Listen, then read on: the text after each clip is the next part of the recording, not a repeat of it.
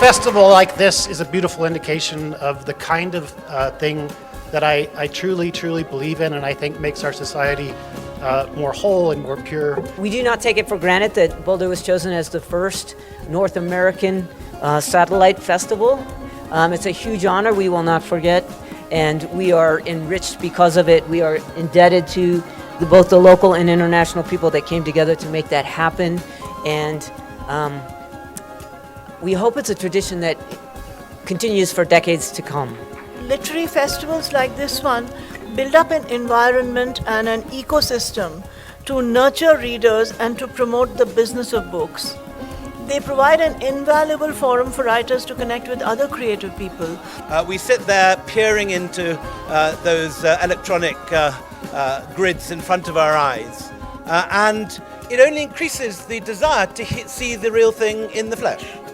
To actually hear an author speak firsthand, to read from their work, to hear the tones of their voice modulate as they read their most treasured passages of prose. For us, it's special. This was our mothership, and it continues to be. The other editions that we have across the United States are smaller versions, different programming, but smaller versions.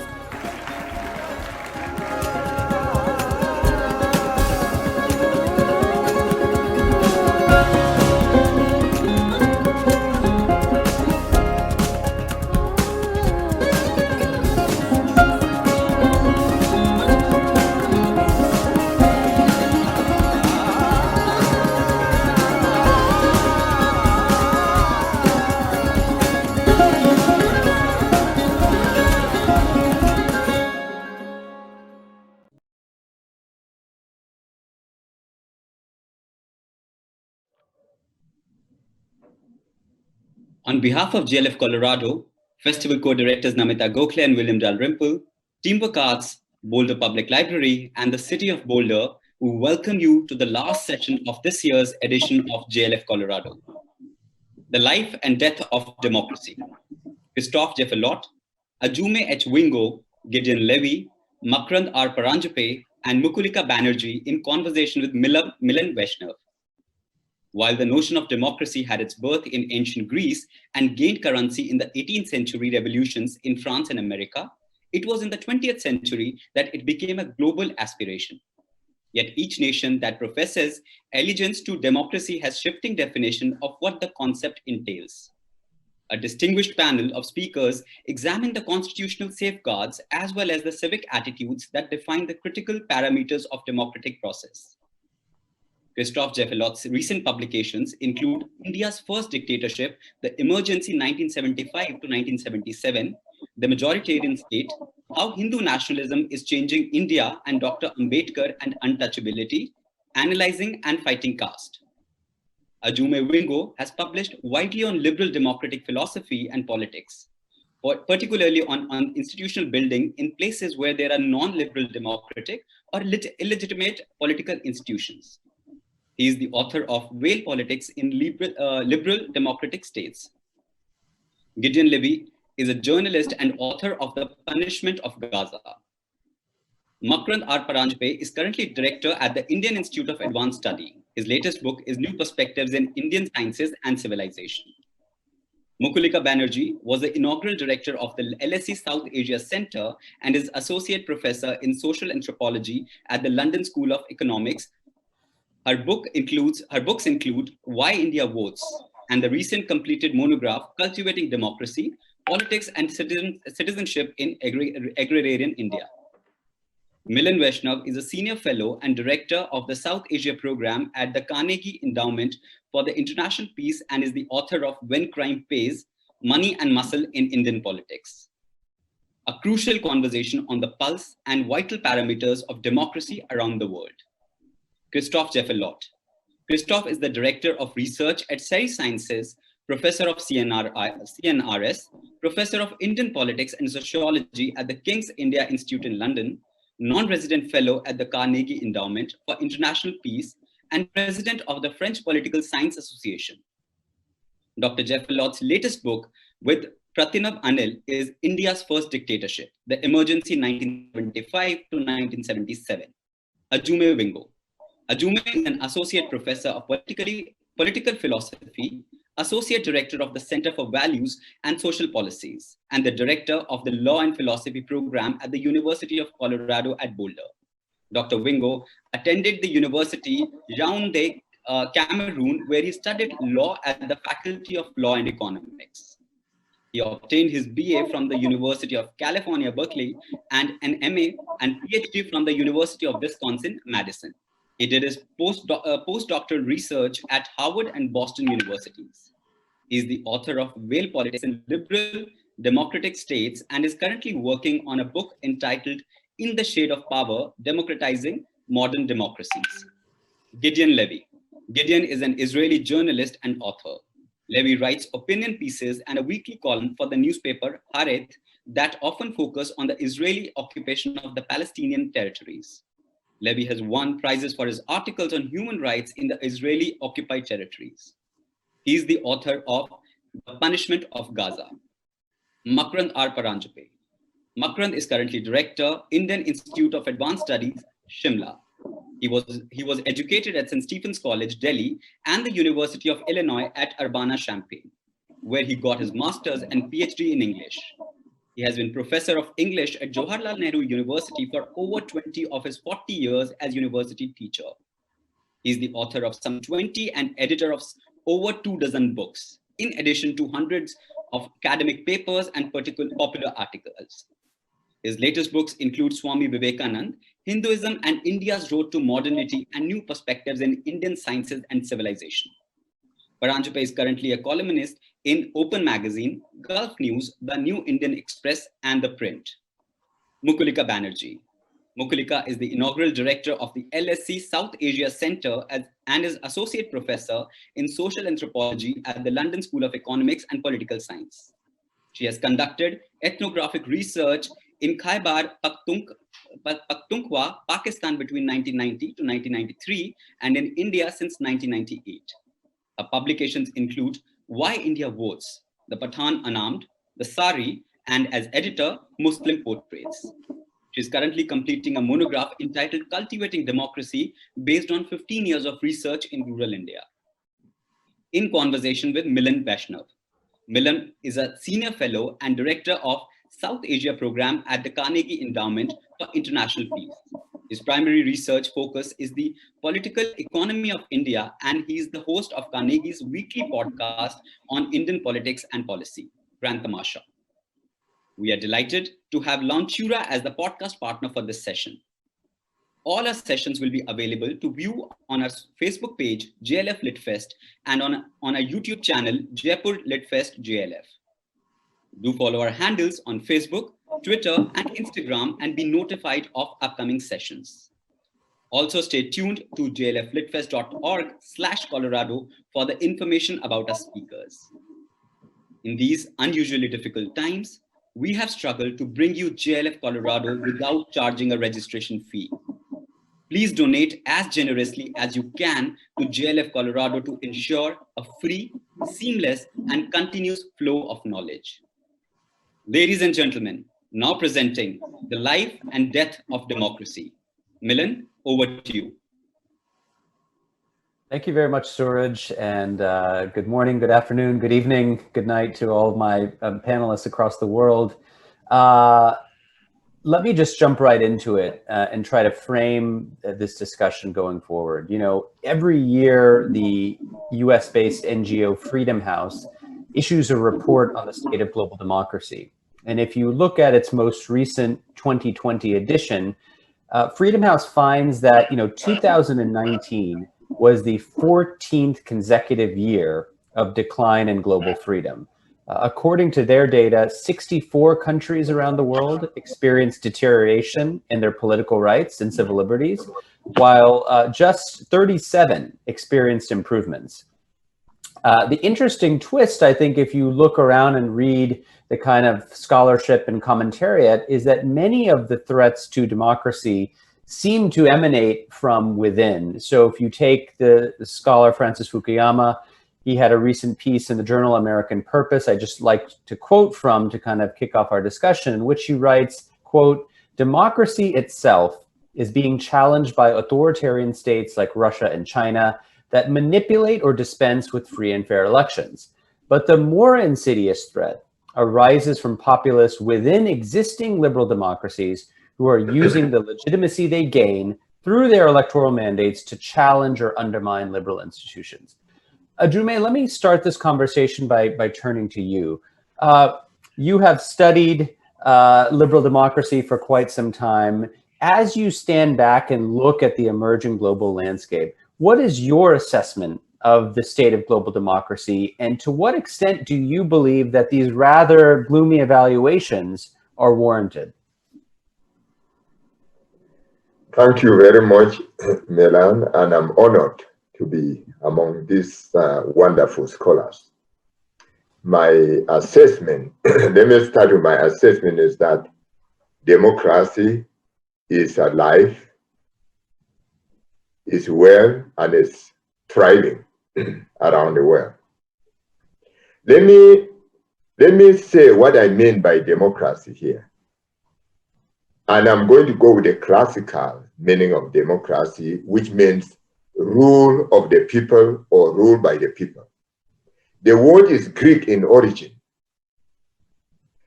Dem means people, or we can take that to mean of. And the cracy is rule or government. Combined, it means rule of or by the people. Abraham Lincoln defined it succinctly and very simply and clearly. Government of the people, for the people, by the people. In fact, the ancient Athenians took this rule by the people almost literally. And the process of choosing leaders was by lottery, which means anyone and everyone could rule.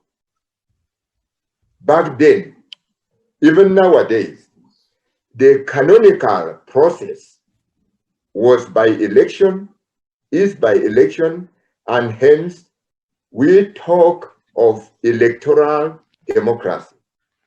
That is choosing leaders by a process of election. If this is the case, then democracy is alive, it is well, and is thriving around the world. Nowadays, democracy is a badge of honor that is worn by nearly all countries in the developing world. This brand is wonderful because it can be televised for all to see, and Western powers, they can force a country in the developed world to have an election. Almost all African countries hold parliamentary and presidential elections. Government produced by democracy may be inefficient, may be corrupt, irresponsible, dominated by special interest, incapable of adopting policies demanded by the public. These qualities make such a government undesirable, but they do not make it undemocratic. Multi-party, competitive, open, free, and fair election is all that there is to it. Farid Zakaria is very clear about this. Yet, democracy hasn't delivered peace, prosperity, and happiness for the people of Africa, South America, India, and many countries in the developing world. If anything, it has delivered the reverse. Western governments force democracy into African countries in good faith, and I mean it. They force it in good faith. They wanted to make Africa and many developing countries in their image. Presumably, they wanted African countries to be thriving like them. They want democratic government that protect individuals' natural rights, among which are the right to life, to liberty, happiness, prosperity, free enterprise, and dignity. They also want democratic government to deliver a bunch of freedoms, such as the freedom of speech, freedom of movement, assembly, worship, freedom of love, and more pivotally, the freedom to live one's life one's way, celebrated by the famous American blues singer, Frank Sinatra, in his lyric, "I did it my way." Other good thing they want democratic government to produce is constitutionalism as an intricate, creative, and imaginative system of division of power, checks and balances, the rule of law, impartial judiciary, impartial judges, independent media, independent universities, all to starve dictatorship and ensure the sovereignty of the powerless. These are good things. They are good things. To the extent that Western government believe in their hearts of hearts, in their minds of minds, that these good things can be delivered by mere electoral democracy. By pure democracy, it means they do not really understand their own source of individual flourishing. The problem is not in democracy. Democracy is fine. The problem lies elsewhere. Let me leave you with this. Democracy in contemporary Western world and its outposts came in care of liberal constitutionalism, while democracy in Africa, Latin America, India, and other developing countries came in care of democracy. It seems that the problem of the 21st century for the developing world is how to get democracy to deliver liberal constitutionalism. This, I will assure you, is an extraordinarily difficult thing to accomplish because, as the saying goes among the people of Nso in Cameroon, who sired me, God created death and death killed God. I will assure you that democracy will kill democracy because there is nothing standing in between the hyper-ambitious democratic leaders and their restless masses. And they may close this intro by saying that I would rather live in a democratic government full of liberal constitutional fences surrounding me, which even an unhinged tyrant or a moron can rule, because sooner or later one will. Thank you. Thank you very much, Ajume, for taking us back all the way to the ancient Greeks and bringing the conversation to the present day. Let me just build on one of your insights and ask Makaran to jump in. Ajume has helped us define democracy in a classical sense. One of the central components, obviously, is the ability of the citizenry to define and choose its leadership. Now, we have just witnessed two very large elections, of course, the US presidential election and a regional election in the North Indian state of Bihar. Regional elections typically don't get much mention around the world, but when you have a state that's over 110 million people, as Bihar is, it seems to me that it's worth talking about. So, Makaran, the question to you is, as you reflect on the two outcomes and the processes underlying these two large elections, how do they help inform your views on the health of global democracy? Thank you, Milan. It's wonderful to be on this panel. I think that one of the things that these two elections have demonstrated is the vibrancy and viability of global democracies. And, when we use the word democracy, we generally know what it means, but the variety within democracies is so stupendous that you can't sort of tar all democracies with one brush, as it were, or even elevate them in the same fashion.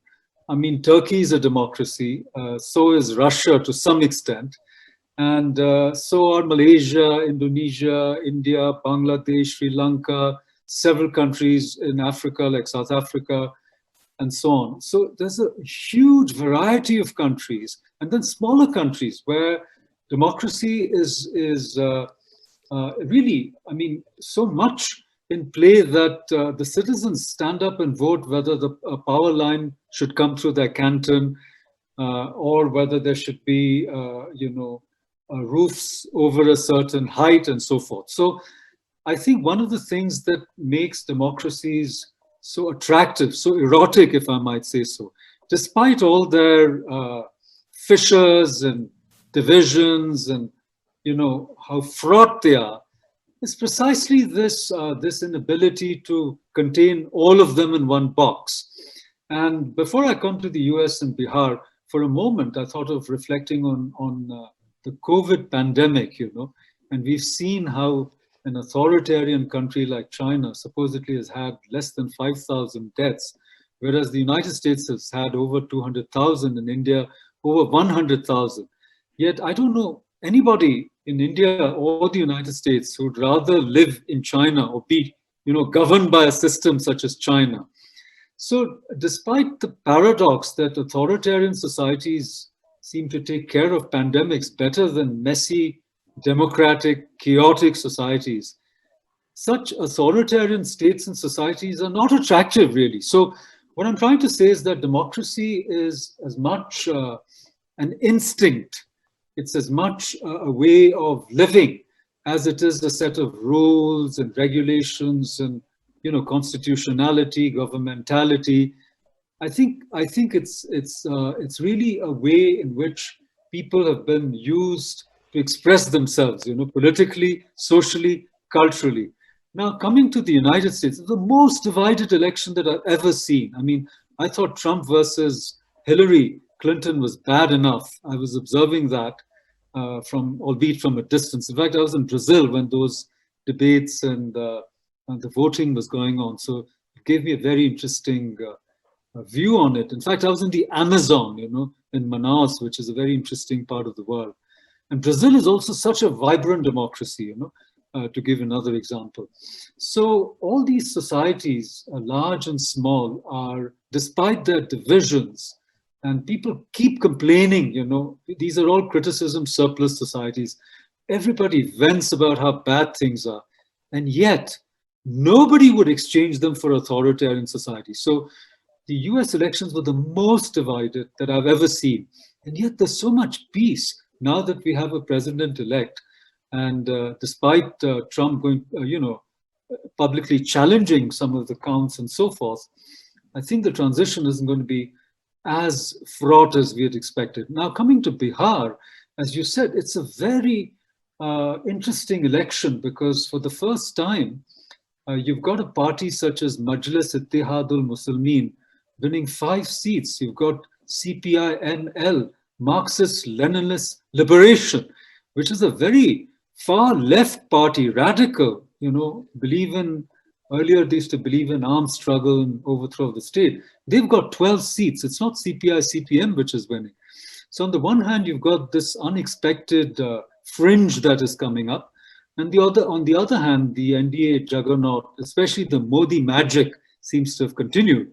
I think the constituencies where Modi campaigned were the ones where BJP did really well. And JDU is another paradox. They've lost so many seats. And yet Nitish is the longest serving chief minister of Bihar. Over 14 years today he's been sworn in the 7th time, the 4th time consecutively.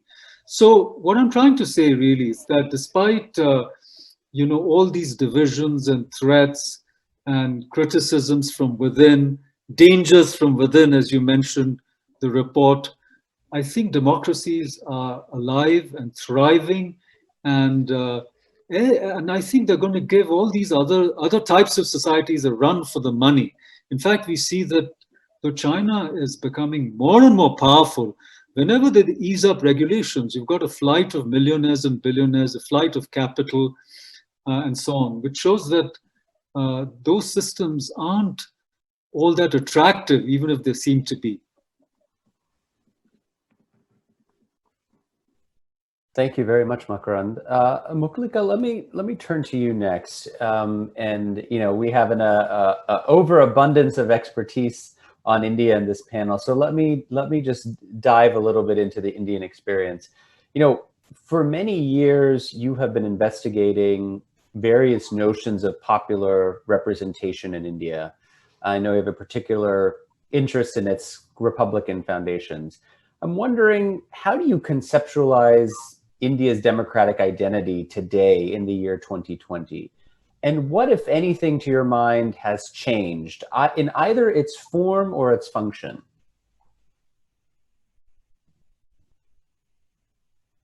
Thank you, Milan, for that question. And it's interesting listening to Makaran before me, that the world's population now has to face a choice between death and authoritarianism, or mismanagement of pandemics and lockdowns at 4 hours notice, or authoritarianism. I think we can do better than that, I would hope. It's interesting that the number of books that have come out in the last 12 months on hailing the death of democracy, which is why I suppose we are talking about the life and death of democracy. And as you said, Milan, in your opening remarks, that democracy's death is likely to come from within and from not from military coups, but from electoral authoritarianism or other forms of democratic forms that in fact subvert its essence. So the way I look at it, I think, any democratic form has two aspects to it. There's the institutional democracy and there is democratic culture, right? So you need both institutions and you need culture. Now in India, the trajectory, it's very interesting that India's definition as a country is of a sovereign democratic republic. And this was actually, this had some dispute around it. Initially, the formulation was that it was an independent sovereign republic. And Ambedkar, as we know, chair of the drafting committee of the Indian Constitution and a brilliant lawyer and scholar himself, insisted and pushed back against others and said, no, we must have the words democracy and republic.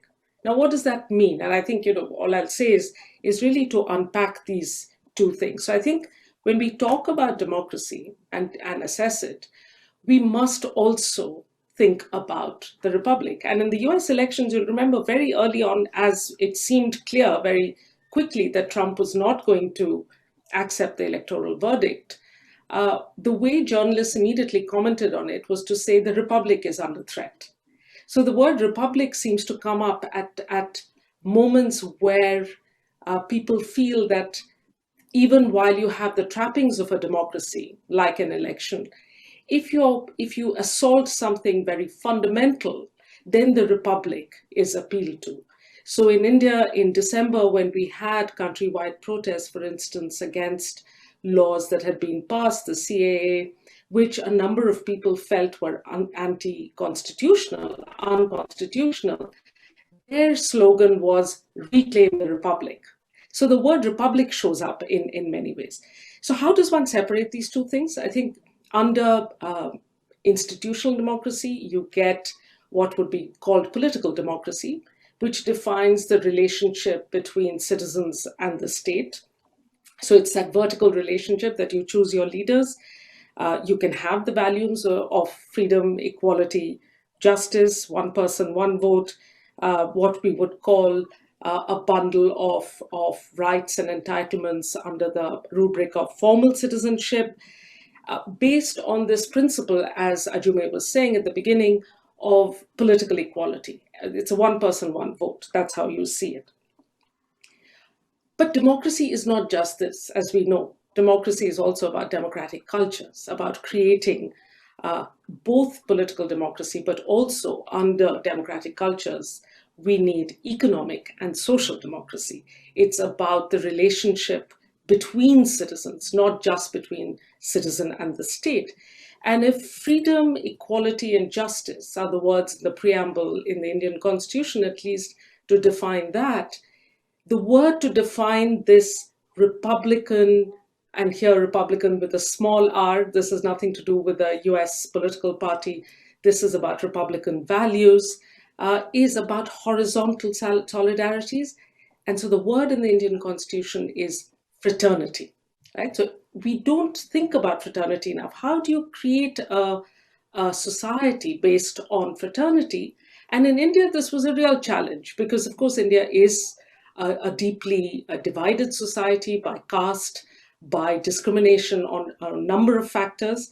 And therefore, the democratic aspiration was actually to reimagine society, not just that political equality, that every person had an equal vote, which was radical enough. I've celebrated Indian elections for many years, but that each vote will also have the same value. And this is what Ambedkar was pushing people to think. So I think what has happened, at the moment in various countries that we are watching is that the one takeaway from the US elections is how utterly in need of reform the electoral system itself is. As some Democrats have said, there are no red states, there are voter suppressed states. There is voter suppression, there is an electoral system that doesn't work, there is gerrymandering. There's lots of different problems with the electoral system itself, which is, there's an institutional failure. But, and I'll leave Christoph to talk about institutional problems in India. I know that that's what he's been writing about. But what we have seen is really that the republicanism, the need for citizens to remain active citizens, to hold democratic leaders to account, is something that has declined. And therefore, you cannot have real democracy, a flourishing democracy, without that kind of active citizenship.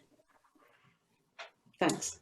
Thank you, Mukika. Christoph, let me turn to you. I think this is a nice segue. The way in which political scientists have conceptualized Indian democracy, particularly in recent years, has been to say that, yes, it's true that when the electoral spotlight is on, the vibrancy of democracy is quite apparent, right? We are seeing record voter turnouts at the national level. We are seeing women, finally, all of these decades later, outpacing men in terms of their rates of voter turnout.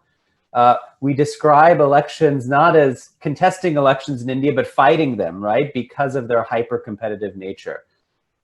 All of that is true, and yet many people believe it's really democracy between elections that is the sore point, where the weaknesses of democratic structures in India seem to be the most apparent. Now, you have written a lot about institutions, about fundamental freedoms. What's your take on this kind of Janus-faced nature of Indian democracy? Thank you, Milan. And I would like to build indeed on your question as well as on your opening remarks, because I think you made a very important point when you refer to the perversiveness of populism. And of course, the list of countries with national populist leaders is now very long. Donald Trump may be out, but Erdogan is still around.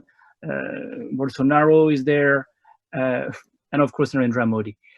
National populists are par excellence authoritarian personalities, because populism is conducive to authoritarianism. Simply because the populist leader claims that he embodies the nation. I am the nation. Recently, Pato Chatterjee wrote a book, I am the people. That's exactly what the populist says. There is no need for an opposition. No, the opposition is redundant. Congress Mukta Bharat is the natural conclusion of a populist discourse. And of course, if you are in the opposition, you are illegitimate, you become anti-national. And therefore, that's exactly what I show in my book on the emergency. Indira Gandhi's discourse vis-a-vis the opposition was exactly the same. You are anti-national, There is no reason why you should be there when I am the people and I embody the people. So the main question for me when you say that is, how does this authoritarianism take shape? And our democracy like India that had some robust institutions, we thought, is turning in this direction. Well, I will use, since you invite me to do some political science, well, very well-known definitions of very well-known authors. You know, Juan Lins remains the main reference for a definition of what is authoritarianism, and he gives a very simple definition in a book, by the way, published in Boulder in 2000. Well, authoritarianism finds expression in decline of pluralism. It's not totalitarianism. There is some pluralism, but it is limited. How do you limit pluralism? Some governments will do it by making elections illegal or redundant or a farce. So China is certainly not an electoral authoritarian regime. But others retain elections, and in spite of that, make sure that they are, if you want, competitive authoritarian regimes or electoral authoritarian regimes. There is no contradiction there to some extent. And in fact, that's what Andreas Schedler, in a very interesting book on electoral authoritarianism, shows. As he says, you know, the democratic substance of democracy goes in this context because the formation of popular preferences is distorted. There is a distortion. And I'd like to support my claim by referring to precise facts. I think we can't go on with platitudes only. We need to give some concrete elements for fleshing out claims like this one. And I would just list few developments that have made Indian democracy less democratic, so to speak, over the last few years. Well, first of all, something you know very well, Milan, money matters more and more in electoral politics in India. And that makes competition uneven. There is a bias. When you have billions of dollars to saturate the public space, of course, you have an advantage, and this advantage is used most of the time by using social media, by using the media, well, the TV channels in particular.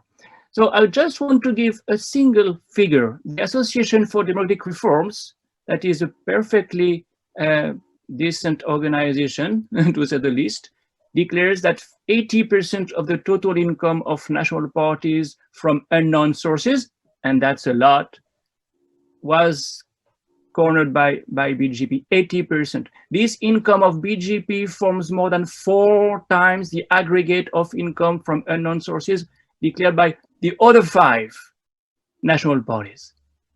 In which country do you see fair competition at the time of election when the ruling party has 4 times more money than the others? And that is possible because of a law that you know very well, Electoral Bonds Act, making it possible for parties not to declare the sources of their income. And this is a recipe, as Mr. Qureshi, the former Chief Election Commissioner, says, for crony capitalism. So the nexus, you can say, of business and politics is at its best, and this is certainly not an anti-elitist and pro-democratic development. I've mentioned the media, just a couple of figures as well. During the last election, if you look at what Broadcast Audience Research Council, BARC, said about the Hindi channels, only the Hindi channels, only between April 2nd and April 28th, Mr. Narendra Modi was on prime time for 722 hours. Rahul Gandhi for 251 hours. No debate between the two contenders. no press conference worth that name. So the media is not a place where you can challenge, debate. If you don't have debate during an election campaign, when do you have a debate? Third, and more, I would say, more surprisingly, the judiciary that used to be the last bastion for the rule of law has developed a non-confrontationist attitude that found expression in three domains. First, you have this strange development that bills that have no financial dimension are accepted as money bills. How can the Aadhaar bill be a money bill? The implications of Aadhaar bill are so huge for privacy, for individual freedom. There must be a debate. There is no debate when you have a money bill. And that's precisely why the Speaker of the Lok Sabha considered it as a money bill, because you don't need the Rajya Sabha, the upper house, to be consulted. Secondly, you see the Supreme Court of India now waiting for months, if not years, before looking at issues, looking at petitions. The abolition of Article 370 was on August 5, 2019. We are in late or mid-November 2020, and that has not been looked at yet. Same with the CAA. They just sit on the petitions. And last but not least, you see the Collegium of Judges not opposing transfer and appointments of judges anymore. There was a kind of battle after 2014, 2015. They have given up. Last but not least, Parliament. India is supposed to be a parliamentary democracy. Parliament should be key. Parliament should be the place where debates take place.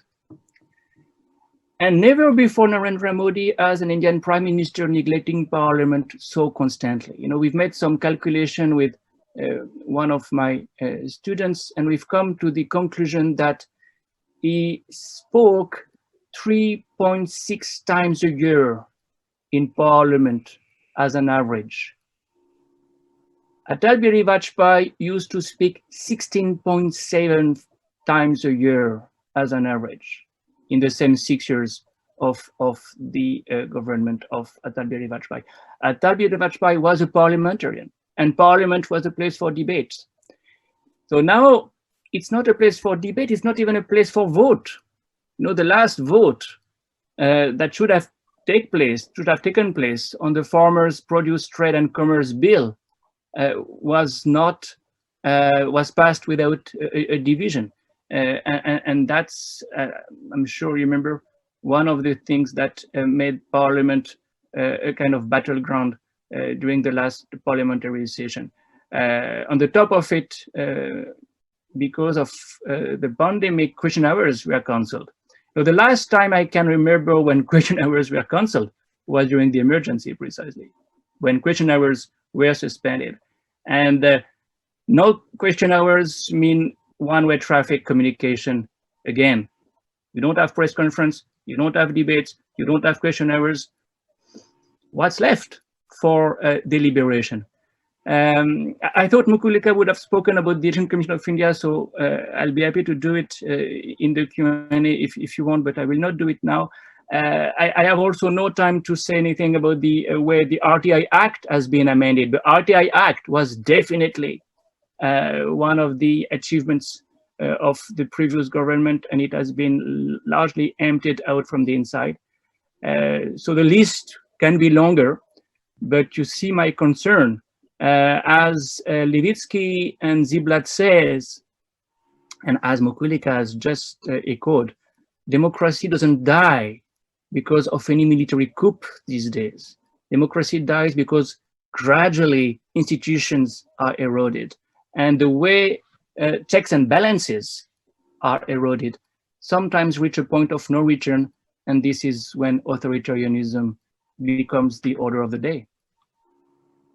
Thank you, Christophe. Let me come to Gideon now to talk about a different part of the world where, in some sense, we are seeing a tremendous amount of political contestation. Gideon, let me ask you about how the democratic balance appears to you sitting in Israel. And I want to motivate it by referring to a book that was published by Noah Feldman on the Arab winter.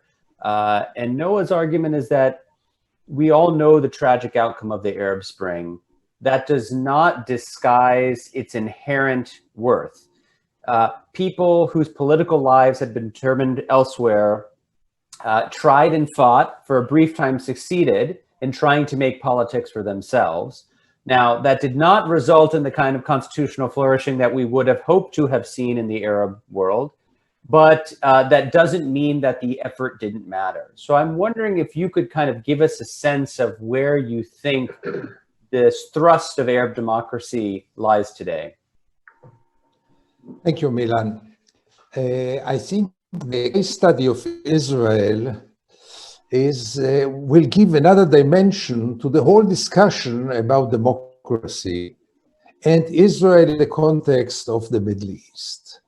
Israel is perceived as the only democracy in the Middle East. It is always presented as the presenter of Western values in the Middle East. And indeed, Israel is a democracy for its Jewish citizens, a liberal democracy with all kinds of freedoms and rights.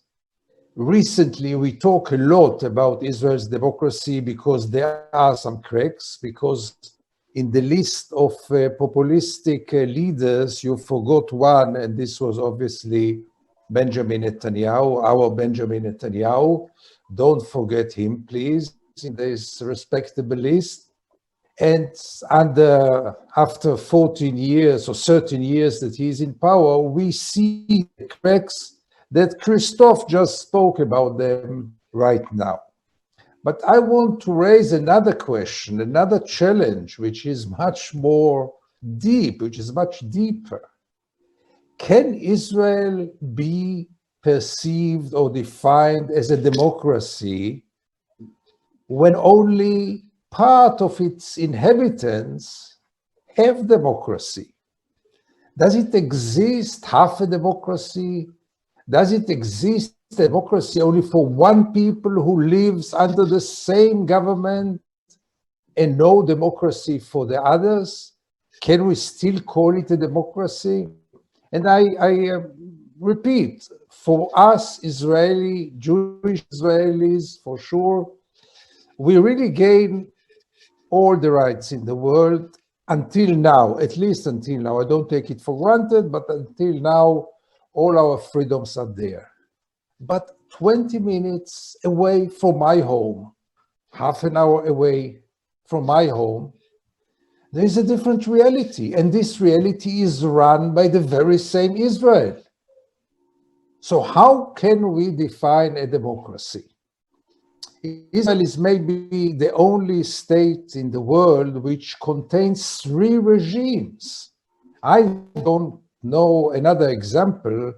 You experts maybe know another example of one state with three regimes.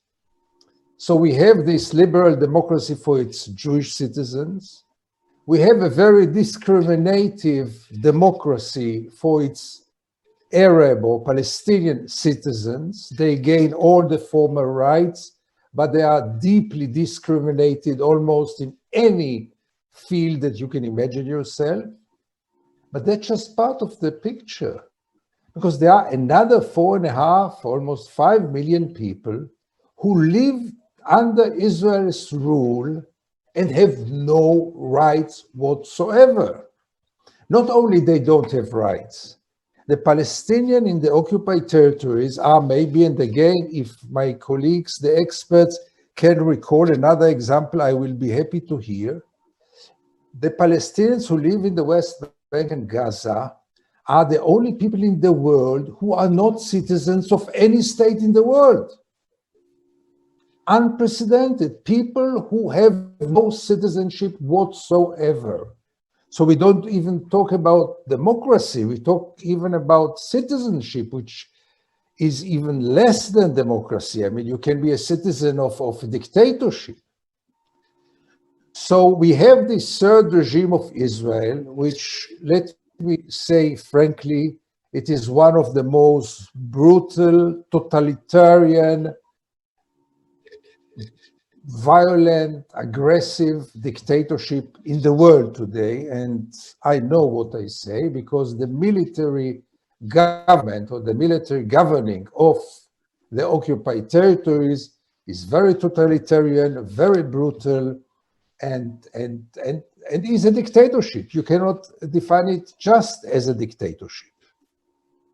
Now, the Israelis like to see themselves as living in this villa in the jungle, as one of our prime ministers defined it once. Yeah, we are the villa, obviously, and all around us, you refer to the Arab Spring or to the Arab winter or summer or spring. We are surrounded by non-democratic nations, and we are this villa which is the lighthouse of justice and equality, surrendered by those dictatorship and primitive peoples. This is obviously one of the biggest lies, because as I can see it, I guess it will be very hard to argue you can't be half pregnant. Either you are pregnant or you are not pregnant. And you can't be half a democracy. Either you are a democracy or you are not a democracy. And the key question is equality. Do all the people under the same rule gain the same rights? If the answer is yes, you are a democracy. If the answer is no, you are not a democracy, and you cannot be perceived in the democracy. I've been today, I just came back now from the Jordan Valley, which is part of the occupied territories. In the Jordan Valley, you can see two villages, one next to the other. One village have all the resources and all the rights, freedom of movement, participating in the elections, freedom of speech, everything. And the village next to it, few hundred meters, don't gain any rights whatsoever. No freedom of movement, no citizenship, no freedom of speech, arrests without trials, you name it. Can we call this a democracy? So my challenge to all of you is, can we, and Israel is a special case. I mean, there are not many examples like this, but the challenge is really not only to judge a regime according to the formalities, and not only to judge a state only according to its relationship toward its citizens, but in cases in which there is a state which rules millions of non-citizens without any rights, can we still call it a democracy? And my answer is obviously, at least about my country, Israel, that this lie, this legend that Israel is a democracy must be challenged once and for all. And my last sentence. For many years, Israel claimed that the occupation is temporary, and therefore it could be defined as a democracy, because there are democracies who have some military occupation out of a war, out of some circumstances, and the idea is that those territories will gain freedom sooner or later. But after 53 years of occupation, nobody can take it seriously anymore that this is temporary. It's not temporary. Israel never had the intention and doesn't have the intention to put an end to the occupation.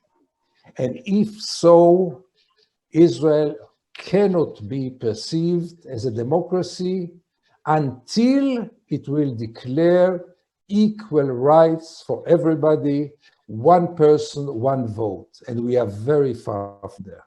Thank you. Thank you, Gideon, very much. So we only have about 15 minutes left, and in the spirit of trying to mix it up and engage all of you in a discussion, let me start by tossing out a question, but then, please, if you could kind of keep your responses short, we'll try to encompass as many different views as we can. Jume, let me go back to where you began. You mounted a very robust defense of the continuing vibrancy of democracy, but you had one interesting line towards the end of your remarks in which you said there are many problems in the world, but including in democratic countries, but the problem is not with democracy. The problem lies elsewhere. And I'm wondering if you could give us an indication of what you think that elsewhere might be. Wonderful. Thank you. Let me just say of America that what is distinctive about the American system is how undemocratic it is. America is a quasi, almost para-democratic state. It is not purely democratic state. And why? Because of what Mokoita and Macron has put forward. Because, as I said, democracy in the Western world today, I'm talking about modern democracy, started with liberal constitutionalism, and only later on did they adopt democracy. So liberal constitutionalism is very important. In fact, is what Professor Levy is talking about here that is lacking. It is not democracy. So what is lacking is this liberal constitutionalism. America has it very well. There is a view that politics is the greatest reflection on human nature. And the American Constitution is based on a pessimistic view of human nature. And James Madison was one who said, if men were angels, there will be no government, will not be necessary. So the French Revolution was based on an optimistic view of human being. Therefore, they pull out the institutions and all the institutions and everything in between so that you have people and the state. So you have a centralized state. That is a bad thing. And in fact, the idea that the United States is not pure democracy is a very good thing indeed. And so what is lacking is this liberal constitutionalism, the guarantee of the right of the minority. Again, going to Professor Levy, the guarantee of the right of the individual, the guarantee of the continuation of your life, even when things are shaky. So to say that America is not doing well democratically is like a kid, you know, who grew up looking at their father as a god, and then later on discover their foible and say, "Oh, you were lying to me." All democracies, they've always been corruption, vote rigging, voter suppression, multiple voting. It might be this time, it has to be overwhelming. It has to be overwhelming to catch the perception of people. But if it is not, it's fine. We are not angels, we are human beings. And as I said, what we need is this liberal constitutionalism, and that's the problem of the 21st century for African democracy, for India, for Israel, as Professor Levy is putting it here.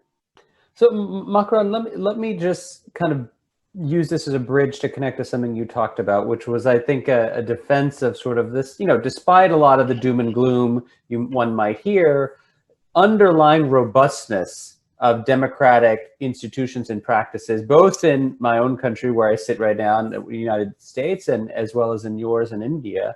But I wonder whether or not you think that there is a decoupling going on, that is, the decoupling of electoral institutional democracy from kind of liberalism and liberal constitutionalism, in which once you scratch below the surface, you find that many of the liberal freedoms that both of our countries have enjoyed seem to be dissipating. Absolutely. But, I've found that some of the most illiberal people are liberals, the most intolerant, the most despotic, the most, should I say, unopen to views that are contrary to theirs.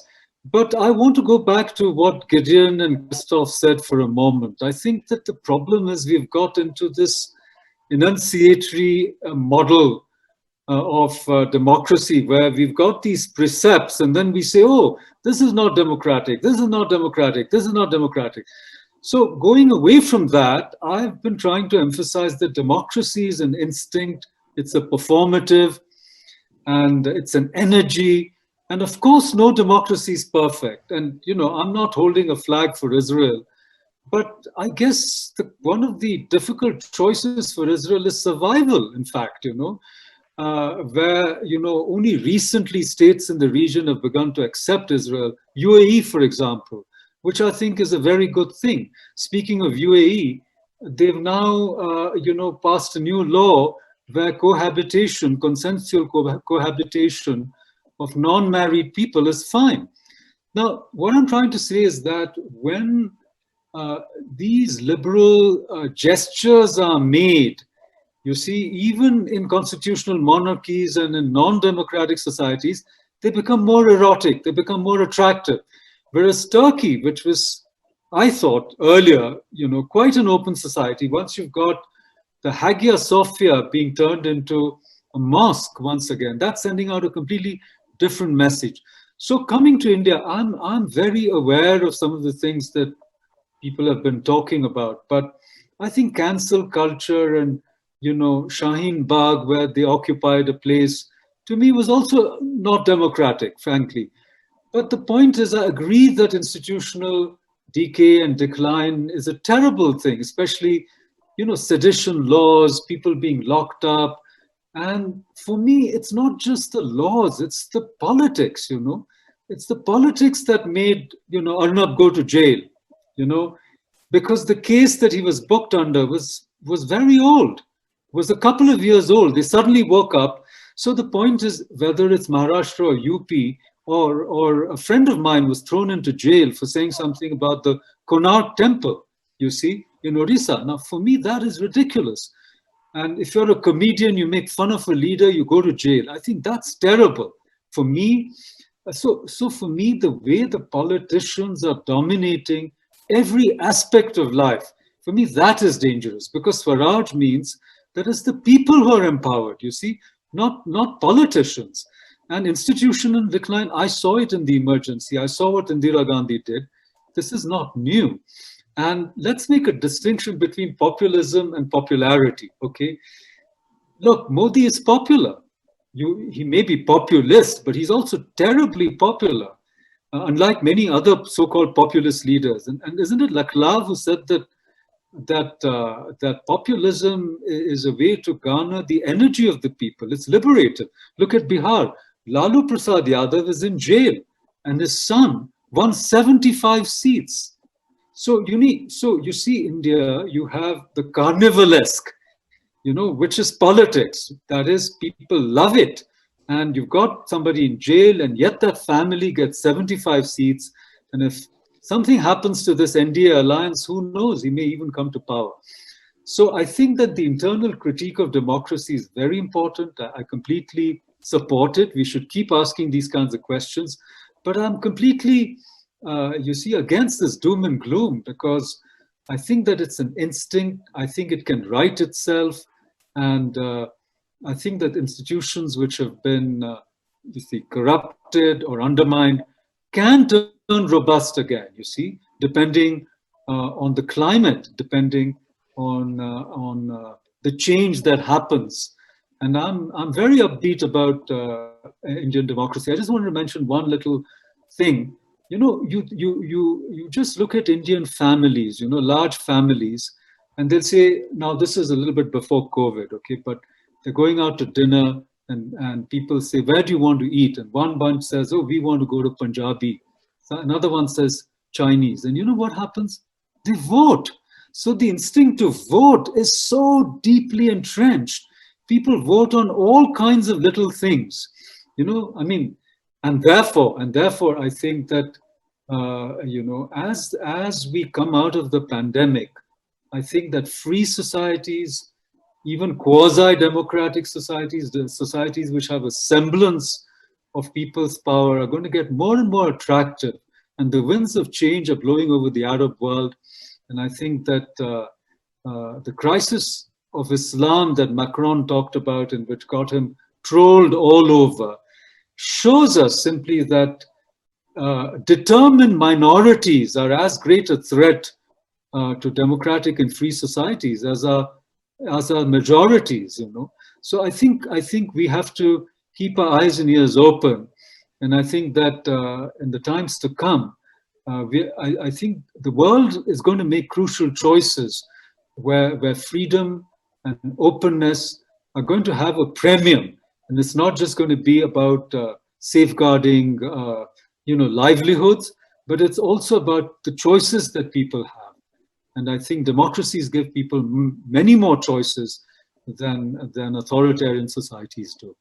Thank you. So we have about 5 more minutes. Gideon, let me just come to you before I turn to Muklika and Christoph very quickly, because both the Middle East and Israel have now come up several times. I want to kind of link developments in Israel with the global perspective. You know, many people have argued these past 4 years that the dominance and the presence of Donald Trump has essentially given a kind of green light or created permissive environment for all kinds of populist actors who are willing to engage in nefarious or illiberal activity to flourish. Do you anticipate any change in the developments in Israel or in the Middle East on account of the change in administration and the global environment, thanks to Trump's perhaps temporary, we don't know yet, stepping aside? We have to separate between wishful thinking and realistic thinking. I don't think that the day that Donald Trump will leave the White House, the next day there will be light shining over the Middle East and over the world, only because Donald Trump left.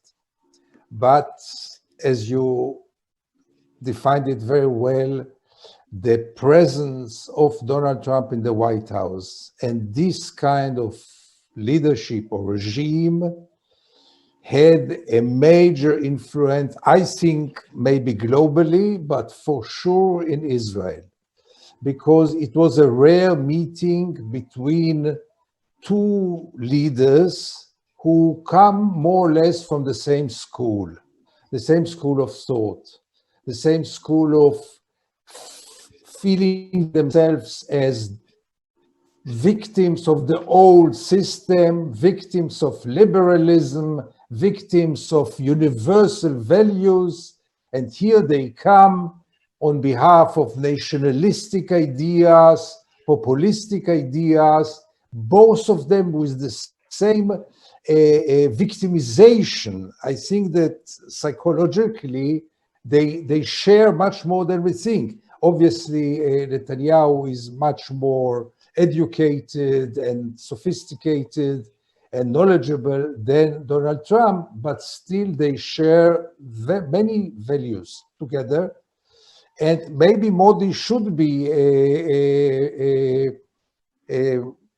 added to this list, because Netanyahu always is so proud of his friend, Prime Minister Modi.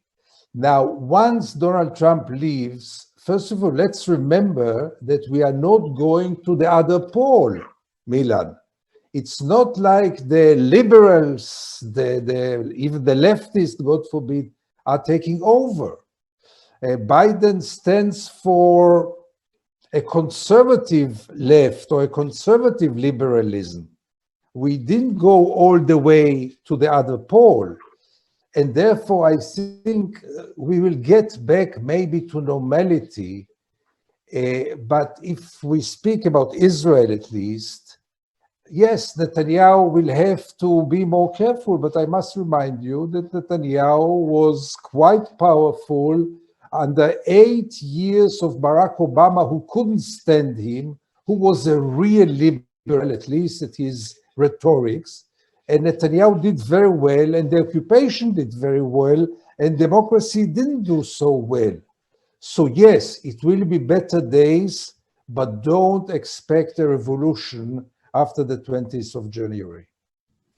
Muklika, Christoph, let me turn to you next, and it'll probably have to be the last word given our timing. Muklika, I'm sure there are many things you want to react to. Let me just plant one thought, which is you have studied voting for much of your adult life, and one of the observations that many people have made, not just about India, but in India as well, is that there seems to be a decoupling of the politics of accountability from people's everyday electoral practice, so that people are voting on very many things, but not necessarily in the kind of retrospective, you see, is the ledger is my standing better than it was 4 years ago, 5 years ago? If so, I vote for the incumbent.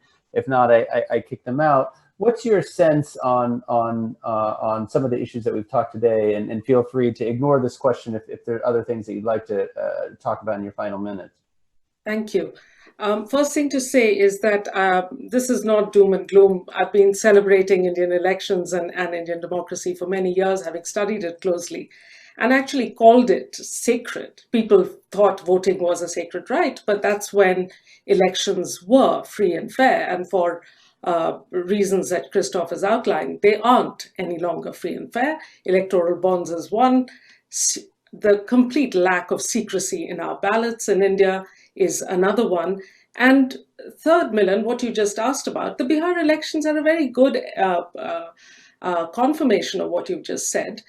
There was a pandemic, there was a lockdown announced with 4 hours notice. The biggest sufferers were migrant laborers, of whom the largest proportion come from Bihar.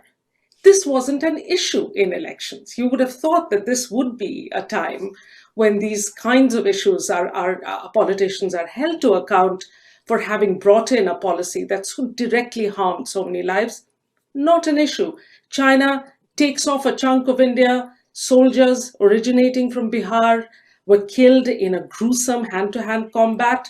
It doesn't come up an issue in Bihar elections just a few months later. So the idea that elections would be a report card, that the time where you would have to perform, to show your performance, to ask for the mandate again, that sense of that celebratory elections, as we knew and have seen work from time to time in India, simply is absent. I think there is also in this, that why this doesn't happen is, where are people going to have this debate and discussion? I was talking about democratic cultures. Now, democratic cultures is one crucial element of democratic cultures is you should be able to dissent. You should be able to question. If you're popular, you should be confident in your popularity to take unscripted questions, because why should that in any way diminish your popularity if you let people ask you questions, whether in Parliament or elsewhere? A UP journalist today has been jailed for a social media post for criticizing the Prime Minister.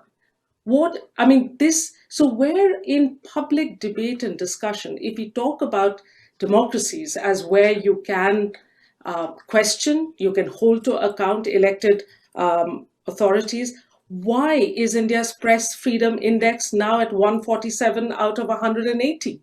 What kind of democratic culture is this, where our basic humanity, people fighting for civil rights, students expressing their dissent are beaten up by the police, thrown in jail, and an 80-plus-year-old priest in prison asks for a straw to drink water because he has Parkinson's and his hands shake so much, and we can't provide a straw to a prisoner in that kind of condition. Forget whether you agree with his politics or not.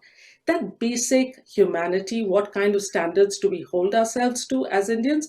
That is at stake at the moment. Thank you. Christoph, we're almost towards the end, but let me just ask you a final question. You know, you have studied Indian politics more closely than almost anyone. Your point on the decline of institutions, could I put it more provocatively, which is that, is it a return to the decline of institutions? In other words, you had a dominant party system in which independent institutions were weak. You then had an era of quite robust politics when institutions had more freedom. Are we simply just reverting back to the original mean? And perhaps that is where the equilibrium lies in India? Well, that would be the pessimistic conclusion, but maybe that's the right one. Certainly, we are back to what was the dominant politics in the late 60s, early 70s. And I would say, of course, still the emergency. Because at that time, you had a clear erosion of institutions. And I don't want to return to the list because each and every institution was under the same kind of pressure. The big difference is, and that will make me conclude by also saying how interesting the comparison with Israel is. The big difference is that behind this decline in institutions, there is an ideology. There is a plan. India is not only an illiberal democracy anymore. It's what Sami Smoha in Israel says, an ethnic democracy with a minority or minorities which are bound to become second-class citizens. They are de facto second-class citizens. And interestingly, the parallel goes further because all this is in the name of security. So we have the security state rationale making ethnic democracy the only game in town.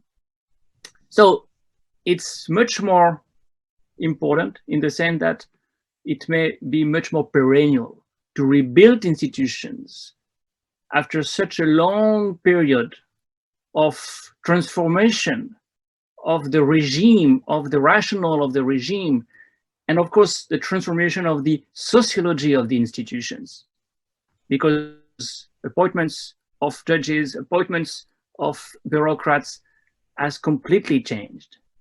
So if you suggest that we may surmount this phase, we may be back to the 80s of institutional robustness, I'm doubtful about that. I'm very doubtful. You know, I think there have been so many interesting strands of this discussion on the life and death of democracy. And for me, there are at least 2 or 3 major takeaways. The first is that we all, as democratic citizens, must be incredibly vigilant because the old modes of undermining democracy, of tanks rolling through the street, of a dictator striking down constitutions, is simply not really how democracies die anymore. They die in a process more akin to a death by 1,000 cuts. It is the way in which judges are appointed, the way in which new laws are enacted, circumventing proper procedures. It's the way in which bureaucracies in the so-called deep state are undermined. And so in that sense, it makes the attacks on democracy from within even more insidious. I think the second big takeaway is that elections have become the sine qua non of representative governance around the world. Even illiberal leaders and even most authoritarian leaders feel that they must hold on to some semblance of democratic practice in order to legitimize their own rule. However, electoral contestation and participation cannot be reduced to a democracy. The two are not the same, that the liberal constitutional character of democracy, it is really what has made the 20th century such a remarkable one in many ways. The final takeaway is that this is a contest which is very much underway, that much of the doom and gloom that we hear about democratic backsliding, democratic malaise, democratic misfortunes, takes away in some sense the agencies that voters and individuals, citizens have. And we have seen time and time again, whether it was in India's post-emergency elections, or whether it was in the United States election of 2020, that voters sometimes have the capability, the capacity to surprise, to upset even illiberal leaders' best laid plans. So with that, let me thank you. This has been a fabulous discussion, and thanks all of you for joining. Thank you, everyone. Let me hand it over to Suraj for some closing remarks. Thank you, Christoph, Ajume, Gideon, Makrand, Mukalika, and Milan for this It's really fascinating conversation. We could have listened to you all forever, but looking at the paucity of time, we had to stop here. But thank you once again for taking out time and being part of JLF Colorado. And thank you all for watching and being a great audience. We encourage you to buy the books of our speakers that are available through Boulder Bookstore within the USA and Full Circle within India. Once again, we would like to thank all our official partners for generously supporting us. We hope you all enjoyed this session and will join us for JLF Houston on November 21st and 22nd to explore our stellar lineup of speakers. Similar to JLF Colorado, JLF Houston will be free and open to all and will be live streamed on our official JLF website for registered participants. The magnitude of programming remains as astonishing as every year, with conversations on subjects like history, mythology, innovation, world culture, and entertainment, among other current and relevant topics. Thank you once again, and see you.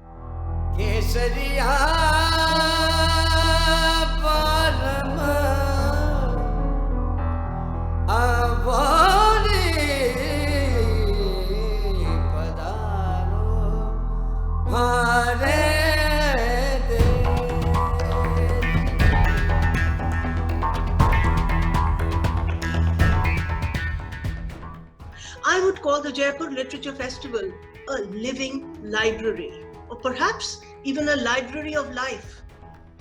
Do join us as we share the excitement of ideas and of debate and dialogue, of the adventures of science, of the joys of poetry and music, the consolations of philosophy, the essence of literature and of life.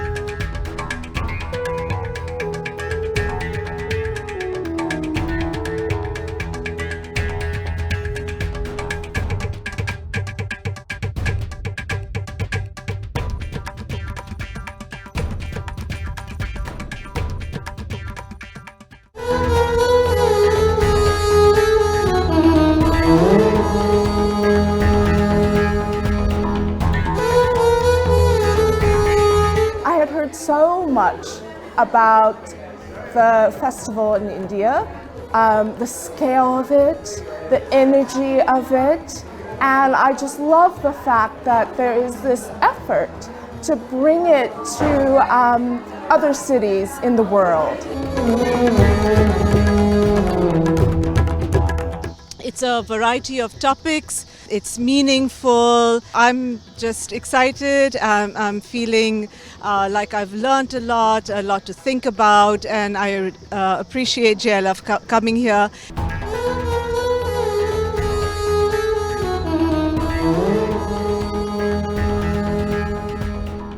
Going forward, it would be a very good thing to do for the community to have this event on an annual basis.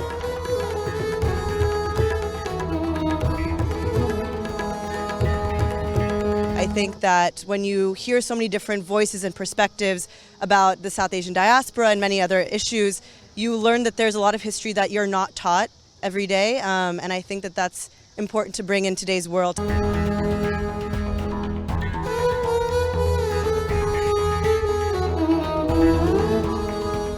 I was actually really surprised by the camaraderie I experienced here and the way that people at JLF, both attendees and other panelists, seem to really connect profoundly to literature and care about it. In 2020, our live version of JLF has been laid to waste because of COVID-19. However, nothing's going to stop us from coming in the way of bringing our writers and speakers to you in Boulder, Colorado, Houston, New York, and Toronto, Canada.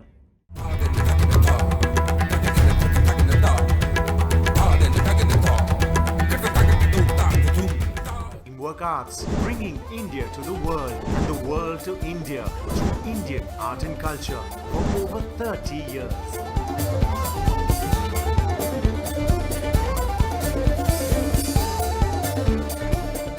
One of Teamwork Arts' signature events, the Z Jaipur Literature Festival, is the world's largest free festival of its kind. With daily interactive sessions, lively debate and dialogue, and international music performances every night, it's no wonder the festival attracts over 500,000 visitors a year. The Jaipur Bookmark, an international B2B event for the publishing industry, happens during the Z Jaipur Literature Festival and sees a confluence of publishers, writers and literary agents. Teamwork Arts, producers of the Z Jaipur Literature Festival, have taken the flavor of the festival to international shores with vibrant events in the UK, Australia and the US. Teamwork Arts takes India's artistic diversity to the world with almost 12 festivals of India across continents in a stunning array in over 40 cities. A feast for the senses, these are spectacles of dance, music, cinema, theatre, literature and so much more. In each of these places, Teamwork Arts' colourful festivals of India are the high points of the annual cultural calendars. Be it Confluence in Australia, India by the Bay in Hong Kong, India by the Nile in Egypt, Ion India in Chicago, Shared History in South Africa, India in the Sunshine City in Zimbabwe, Edinburgh Fringe Festival, Kala Utsavam in Singapore, Sarang in South Korea, festivals in Abu Dhabi, Shanghai, Sweden. The list is dizzying. The Jazz India Circuit is an endeavour by Teamwork Arts to spread the word and sound of jazz across the country. The 2017-18 season, 4 festivals across 3 cities featuring over 25 stellar artists from India and around the world, including Jojo Mayer and Nerve, drummer-singer Jameson Ross and Dave Weckel, who collaborated with the talented Mohini Day. The Mahindra Kabira festival celebrates the spirit, lyric and verse of the 15th century mystic poet Kabir in his birthplace, the historic city of Varanasi. Kabir's poetry is about inclusiveness. Mahindra Kabira brings to music lovers an unforgettable experience of listening to leading exponents of the classical Banaras Gharana and rich folk traditions of music on the legendary banks of the mighty river Ganges, along with sessions on art and literature, specially curated walks with famous local residents and delectable local cuisine. Sacred celebrates the spiritual through music and its ability to heal. International artists collaborate with world music exponents from India amongst the most incredible desert settings on the banks of the Pushkar Lake. Heritage walks, meditation, talks and workshops are part of this weekend experience. Teamwork Arts so promotes and recognizes the best of Indian theatre through the Mahindra Excellence in Theatre Awards. The Meta Week in Delhi is an enthralling showcase of the 10 best nominated plays shortlisted from numerous entries received from across the country and across languages. The Meta Lifetime Achievement Award has been presented to leading lights of India's theatre industry. For the young and the young at heart, the Ishara International Puppet Theatre Festival brings local and international performances to audiences across several Indian cities. While the Multi-City Kahani Festival features interactive storytelling sessions and workshops championing the power of imagination. Bollywood Love Story, a musical. Our international touring productions such as Bollywood Extravaganza and Flamenco India have sold out shows across Europe, Egypt, Russia and Spain. Expressions International Contemporary Dance Festival showcases Indian and international productions, bringing together several dance genres for Indian audiences. Teamwork Arts, celebrating the arts. For more information, visit www.teamworkarts.com. I think everywhere I've ever lived, I always looked for the library. They come to the library because they want to be with people. Corporations are not people in the library. People are people, right? And so being able to come in and participate and learn and control that learning experience is what we offer to the community. And that's a beautiful thing. It can develop into something amazing.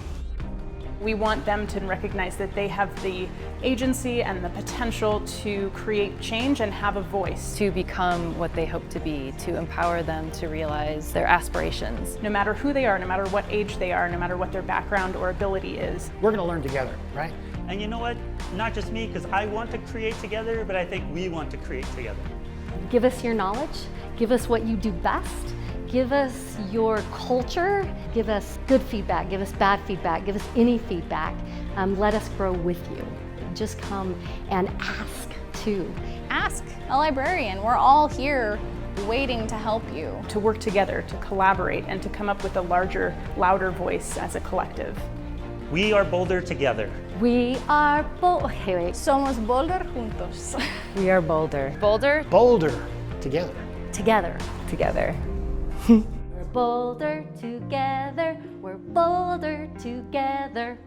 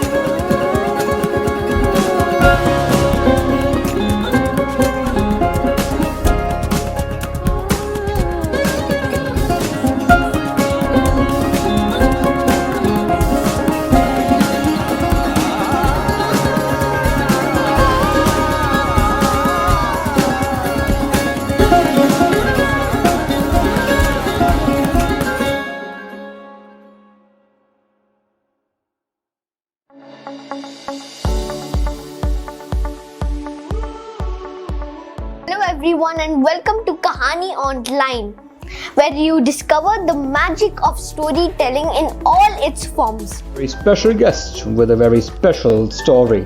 Please welcome actor and author Soha Ali Khan. The story that I've chosen is called Someday.